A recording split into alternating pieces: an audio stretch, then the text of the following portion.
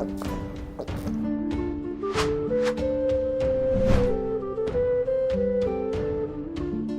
Moin, hallo und herzlich willkommen zu einem neuen Video hier auf meinem Kanal. Und heute gibt es hier eine Runde Shakes and Fidget. Wenn ihr das Video hier seht, dann startet bereits EU22 und wir sind bereits auch schon live. Das heißt, wenn ihr das Video hier sehen solltet bzw. gesehen habt, könnt ihr sehr gerne auf Twitch vorbeischauen.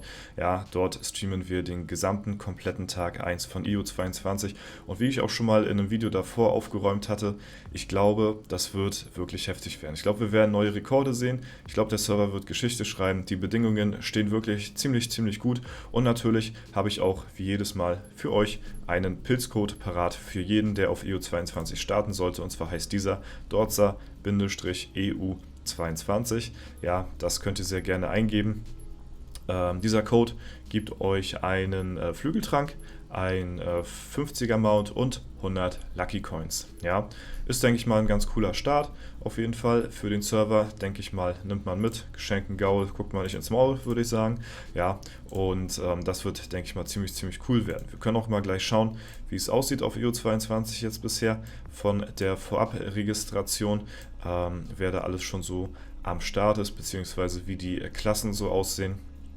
Und ja, das ist auf jeden Fall ziemlich interessant. Ansonsten, auch heute ab 16 Uhr gibt es auch wieder auf Twitch neue Droplets für die Woche. Da könnt ihr natürlich auch sehr gerne diesbezüglich vorbeischauen. Für die, die es nicht wussten, die Droplets fangen immer am Freitag an und gehen dann bis nächste Woche Donnerstag um 23:59 Uhr. Ja, und um 0 Uhr bis 16 Uhr dann am Freitag ist dann soweit nichts mehr zu holen. Ja, also in dem Zeitraum gibt es dann nichts. Ja, die Frage bekomme ich auch relativ häufig im Stream. Aber ja, man hat quasi die ganze Woche Zeit für die 3 Stunden, um sich das anzuschauen. Ansonsten, ja, sieht das momentan auf EU22 so aus. Jetzt halt eben, ja, 4 Stunden, bevor es losgeht. Die vorregistrierten Klassen. Es hat sich nicht so extrem viel geändert. Wir haben viele Paladine, Nekromanten und Magier. Das sind auch so die Klassen, die vorher schon beliebt gewesen sind und die immer noch beliebt sind. Und ich glaube, die nächsten Serverstarts werden auch ähnlich aussehen. Das sind einfach die Klassen, die, ja, weiß ich nicht, in der Community am beliebtesten sind. Der Paladin wird momentan wahrscheinlich auch viel gespielt, weil es so einer der neueren Klassen ist, weil sie auch, ja, ein Krieger ist in einer etwas interessanteren Variante. Der Nekromant ist von den Damage-Klassen her, würde ich glaube ich behaupten, somit die interessanteste Klasse. Wir haben zwar noch den Magier, aber das ist eher für die OG-Leute so, denke ich mal, ganz cool.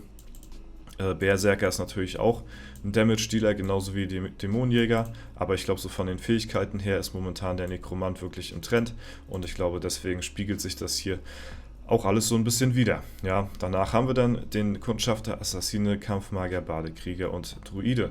Ja, die Klassen immer noch nach wie vor die am unbeliebtesten sind. Ja, obwohl ich sagen muss, dass Druide seit seinem letzten Rework auch echt, ja, spielbar ist auf jeden Fall. Also ich habe die Klasse sehr enjoyed, als ich sie mal angetestet hatte. Ja, Krieger kann ich verstehen. Irgendwie, es ist zwar eine OG-Klasse für, ja, die Oldschool-Leute so ein bisschen, ne? Aber jetzt, wo der Paladin halt eben draußen ist, hat es dem Ganzen nicht unbedingt leichter getan. Ich hatte das schon mal verglichen, seitdem der Paladin draußen ist, hat der Krieger nochmal 3 bis 5% verloren. Der war vorher so bei 6-7% bei den Server-Start-Klassen so oder ungefähr, wenn neue Server released worden sind. Das kann man sich auch sehr leicht hier anschauen, indem man hier halt eben die EU-Server durchgeht. Da sieht man, dass dann seitdem der Paladin released worden ist, hat er dem Krieger nochmal so 3-4% nochmal weggeschnappt. Ja, also seitdem wird er noch weniger gepickt auf jeden Fall. Ne, Bade kriegt ja bald sein Rework, aber ich glaube, das wird auch so ähnlich werden wie beim Druiden. Das wird sich nicht wirklich auswirken auf ja, die Pickrate des Baden. Also ich glaube nicht, dass sie dadurch dann wirklich unbedingt beliebter wird bei der Spielerschaft. Ja, ich glaube, das müsste ja irgendwo hier sein. Im September, war es im September, Oktober? Irgendwo war das hier mit dem, ne, das war weiter oben, mit dem Baden, dass der Bade noch geändert wird. Genau, hier war das, ja, im September. Ja, genau. Da kommt dann nochmal ein Bade-Change, also für alle Baden da draußen. Ja, auf jeden Fall dann auch sehr interessant das Ganze, würde ich sagen. Ja, ansonsten, wie gesagt, wir sind heute so, denke ich mal, ja, ab 14, 15 Uhr live. Wir werden die ganzen anderen Sachen, die wir jetzt hier schon gemacht haben im Elevator, noch dann vor 16 Uhr hoffentlich dann schaffen, damit wir dann ab 16 Uhr voll Fokus dann haben auf EU 22. Ja, bin ich sehr, sehr, sehr gespannt. Jo, ansonsten momentan sieht es hier gerade in den Elevator-Ranglisten so aus, dass wir hier 1,6 Millionen Höllenmarken haben bei Celtic. Horizon ist natürlich deutlich weiter vorne, das ist ja klar. Und Slicer, ja, wir versuchen uns einfach auf Platz 2 zu halten. Slicer hat uns halt letztes Mal ja, auf Rang 3 befördert, wo wir vorher immer auf Platz 2 gewesen sind. Ja, deswegen, das wollen wir mal versuchen, ob wir das diesmal schaffen, auch den Platz 2 dann wieder zu bekommen und dann auch zu halten. Ansonsten, was ich noch sehr interessant fand, ist, ich weiß nicht, ob er jetzt schon weiter gepusht hat. Ja, jetzt hat er schon weiter gepusht. Und zwar der gute Hedges hat eine sehr interessante Sache gemacht. Und zwar ist mir das gestern aufgefallen, als er irgendwas um die 140.000, ich weiß gar nicht, 300, 500 irgendwie so um den Dreh Marken hatte an Tag 1. Ja, ist mir das aufgefallen, weil ich hatte, glaube ich, Tag 1 nie über 140.000 geschlossen. Ich bin mir aber nicht ganz sicher. Auf jeden Fall hatte ich dann mal gefragt, weil er dann auch gestern bei mir im Chat war, du sag mal, also ich habe ja beim letzten Elevator Etage 1 bis 500 durchgepilzt mit den Goldmünzen hier. Ja, also wir haben hier die Schokis haben wir genutzt von Etage 1, wo es wirklich nicht worth ist, bis 500. Ja, haben wir das Ganze genutzt.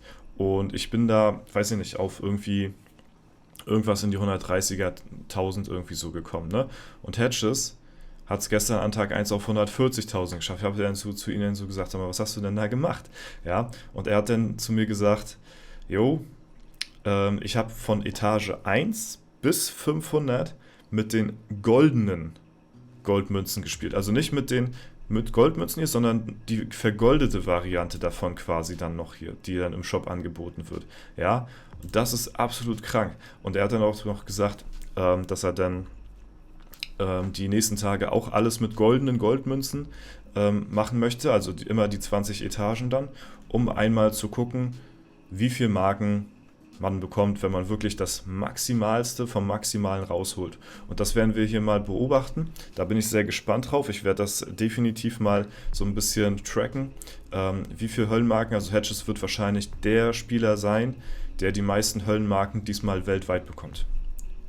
Ohne Frage. Ich habe bisher noch niemanden gesehen, der die goldenen Goldmünzen genommen hat von Etage 1 bis 500 und dann die nächsten 20 Etagen jeden Tag damit auch mit vergoldeten Goldmünzen die Gegner legt. Das ist ein bisschen zu krass für mich persönlich, muss ich sagen. Ich habe es einmal versucht, von Etage 1 bis 500 mit Goldmünzen zu spielen. Das haben wir letztes Mal im Stream gemacht. Und ja, das hatte ich einmal nur mal gemacht, um es halt mal gemacht zu haben, so, ne, um mal zu gucken, okay, was bekommt man, wie hoch ist der Reward, und das war für mich schon ziemlich teuer, und ich muss sagen, es hat sich jetzt extrem nicht gelohnt, so, ne, also ich habe auf meinem Main jetzt auch erst angefangen, seitdem es halt die Früchte gibt, damit ich dann halt mehrere Früchte bekomme, dann aber vorher auch noch nicht, und das war auch schon ab Etage 90, also auch schon relativ früh dabei, ne, deswegen, ja, er hatte dann zu mir geschrieben im Chat, ich habe ihn dann gefragt, sag mal, hier, Costa Quanta, was hat dich das gekostet, das Ganze? Ja, und er meinte so circa roundabout 5k Mushrooms, ja, für Tag 1 Elevator. Ja, das ist natürlich eine Ansage, ne, aber muss man wahrscheinlich einmal gemacht haben, muss man nicht, muss man nicht gemacht haben, wirklich nicht. Aber ich kann ihn auf jeden Fall nachvollziehen, weil ich wollte es auch einmal gemacht haben, zumindest mit den normalen Schokomünzen von Etage 1 bis 500 durchzupushen.